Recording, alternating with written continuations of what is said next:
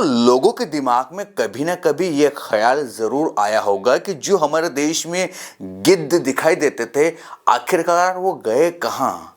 क्या देश को छोड़कर किसी दूसरे देश में चले गए हैं? क्योंकि लोग तरह तरह की बातें भी करते हैं। बहुत सारे लोग कहते हैं कि ये दरअसल खुद ही खत्म हो गए। तो कोई कहता है कि इन्हें खत्म किया गया है क्योंकि ये हवाई जहाज से टकराते थे। तो कोई कहता है कि ये विलुप्त हो गए हैं। तो सच्चाई क्या है, आज के वीडियो में आपको वही बताने वाले हैं। तो चलो वीडियो शुरू करते हैं। तो सबसे पहले ये समझते हैं कि जो गिद्ध भारत से गायब हुए हैं वो गए कहाँ। तो सच दरअसल ये है कि गिद्ध भारत छोड़कर किसी भी दूसरे देश में नहीं गए हैं। हाँ, ये सुनकर आपको थोड़ा अजीब जरूर लग सकता है, क्योंकि एक समय था जब भारत के आसमान में गिद्धों की भरमार थी।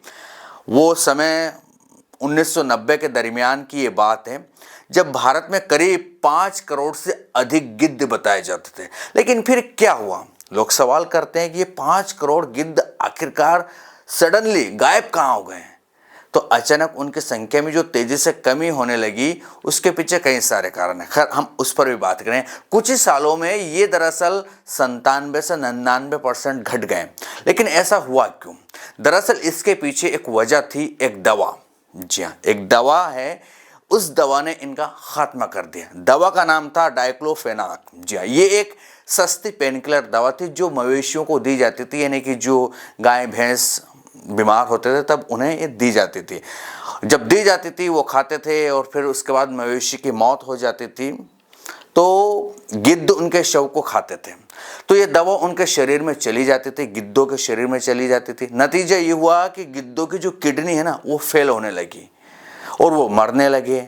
ये एक ऐसा संकट था जिसे इंडियन वल्चर क्राइसिस कहा जाता। तो ये कहना गलत होगा कि गिद्ध भारत छोड़कर किसी देश चले गए हैं, ये गलत बात है। किसी देश में नहीं गए, असल में वो विलुप्त होने की कगार पर पहुंच गए। किसकी वजह से? दवाई की वजह से। अब सवाल ये है कि क्या कुछ गिद्ध भारत से बाहर गए?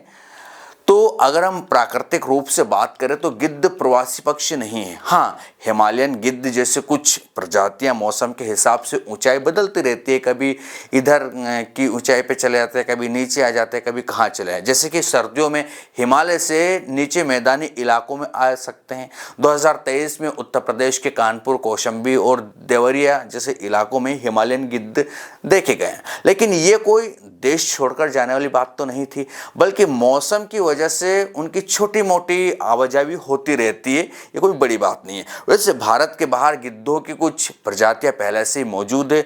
मिस्र में मिस्री गिद्ध, अफ्रीका में केप वल्चर, यूरोप में ग्रिफोन वल्चर पाए जाते हैं। लेकिन भारत के गिद्ध जैसे कि भारतीय गिद्ध, सफेद पंख वाला गिद्ध, लालसर गिद्ध, ये कहीं और नहीं गए हैं, ये हमारे देश में ही थे, लेकिन धीरे धीरे खत्म हो गए। इनकी कहानी भारत में ही कहीं ना कहीं खत्म होने कगार पर पहुंच गए, आप ये मान लो। तो ये बात तो साफ है कि गिद्धों ने कोई हमारा देश नहीं छोड़ा है, किसी देश का उन्होंने रुख नहीं किया, बल्कि यहाँ उनकी संख्या ही खतरे में पड़ गई।